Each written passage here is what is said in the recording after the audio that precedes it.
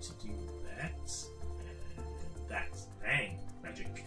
So I'm actually going to execute the Vagrant up command line. So again, what it means is that any virtual machines defined in this file here booted up. So let's actually execute that. What do we get? Doesn't like it. It says a box must be specified. So basically, yeah, it's showing with files nothing there. Something has to be there. So let us now start to build out this particular file. So the first thing we're going to do in here, and again we can start line by line. Okay, so we need to do vagrant dot configure. Okay, version number, so it's 2. There's my bar. There we are.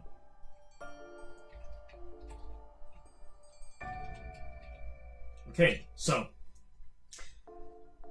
basically this is literally saying, okay, all the Vagrant commands that we're going to utilize to start spinning up virtual machines is going to be enclosed between the two lines, this one here and this one here. Well, this bit here, it says giving us a variable for us to actually start to configure. So this is almost saying this is our Vagrant environment, okay? And basically any commands that we now, or any methods we actually now execute, or settings we actually set on this particular object will actually then be executed or applied to the virtual machines that we're actually going to actually run. So let's save this guy. Yeah. So all we've really done so far is to literally just set up a Vagrant, if you like, environment section.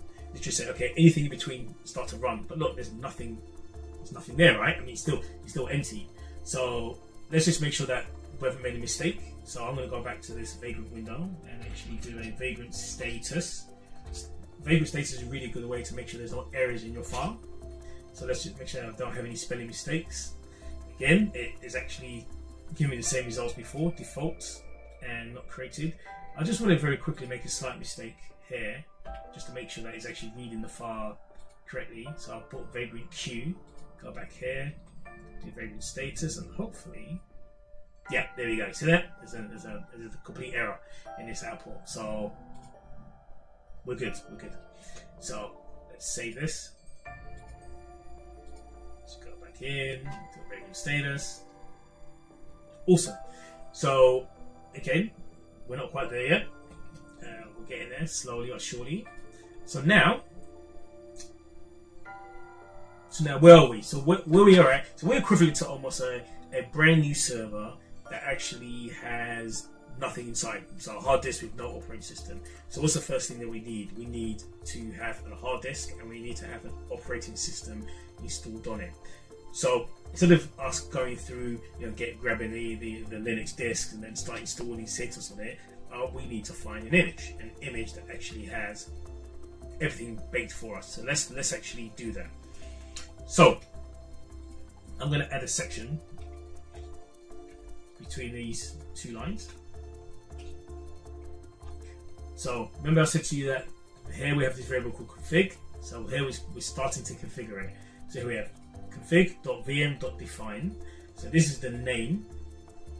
I'm just going to call. So this is almost like the name of the node that we're about to create. So just label it template, and from this node we're going to give us a variable for us to play with. So this is a variable. So PART2 underscore config will be a variable that we can utilize to start to configure this particular VM, and actually give you a clue. Yeah, because if that's a variable that I can start to use to configure this virtual machine, then if I want to create another virtual machine, then maybe by duplicating these two statements, I can have another variable to configure the other virtual machine. Yeah, so just some of the clues that's there. So again, here's this global variable here, config. We're defining a virtual machine, labeling it, giving this name CM571-template. Any guesses to why I've named this CM571? It's just from some of the work I was doing. So CM, Cloud Area Manager, version 571. That's all. So I've just left that name convention in. Okay, PART2 underscore config. So now I'm saying that for this particular virtual machine, put the underscore config.vm.box. So now we're pointing to a virtual image file, to an image file. That's what this statement is. And look where it's pointing to: box cutter dash CentOS 67. What is that? What is that? And then